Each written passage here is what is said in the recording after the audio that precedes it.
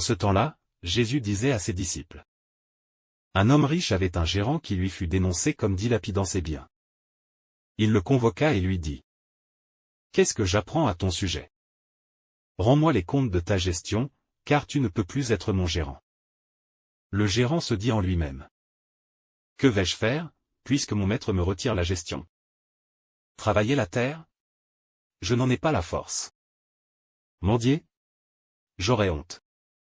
Je sais ce que je vais faire, pour qu'une fois renvoyé de ma gérance, des gens m'accueillent chez eux. Il fit alors venir, un par un, ceux qui avaient des dettes envers son maître. Il demanda au premier. Combien dois-tu à mon maître? Il répondit.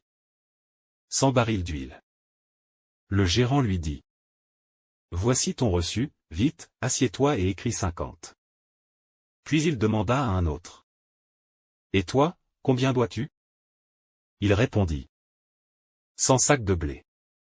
Le gérant lui dit. Voici ton reçu, écris 80. Le maître fit l'éloge de ce gérant malhonnête car il avait agi avec habileté. En effet, les fils de ce monde sont plus habiles entre eux que les fils de la lumière. Eh bien moi, je vous le dis.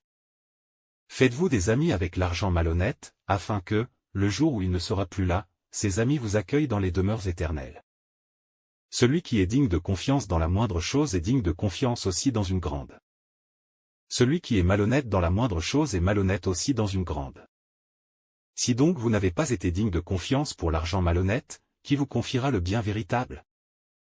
Et si, pour ce qui est à autrui, vous n'avez pas été digne de confiance, ce qui vous revient, qui vous le donnera?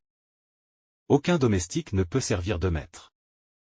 Ou bien il haïra l'un et aimera l'autre. Ou bien il s'attachera à l'un et méprisera l'autre. Vous ne pouvez pas servir à la fois Dieu et l'argent.